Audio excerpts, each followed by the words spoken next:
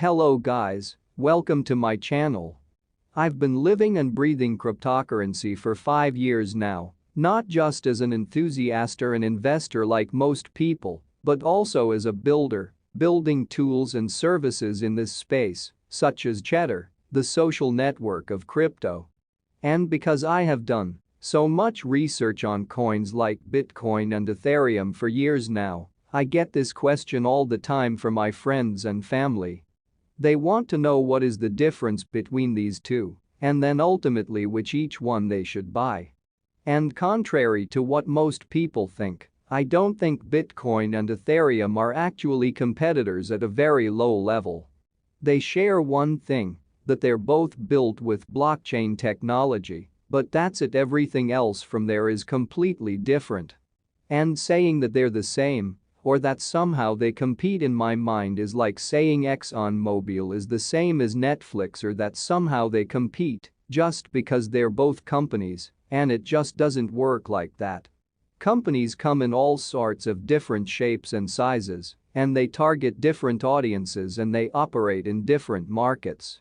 For example, Airbnb is going after the hotel market and Uber is disrupting taxis and Amazon's going after retail.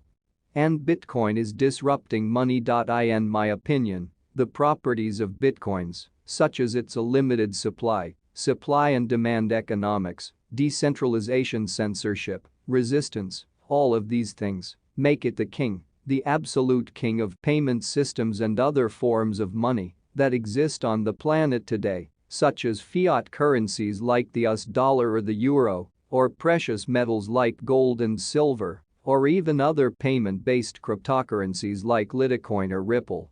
And to understand why I think Bitcoin is king of payments, check out the Ultimate Bitcoin Review video that I posted, because in that video we left no stone unturned. Everything you need to know about Bitcoin is in that video.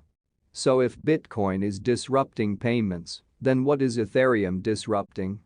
And at its simplest form, Ethereum is disrupting legal contracts, the things that we use today to bind people, organizations, courts, and even government-based institutions together.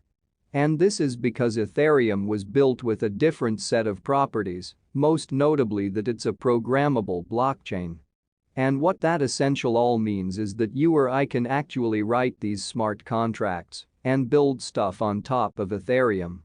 Literally anything from putting your last will and testament onto Ethereum to building a decentralized Twitter, or even collecting these cute and rare little cats called crypto kitties. I'm not even getting Ethereum's programmability combined with its massive community and talented developers, and being first to the smart contracts market make Ethereum the king of programmable blockchains such as Neo and EOS and Tron and Cardano. There's a ton of them.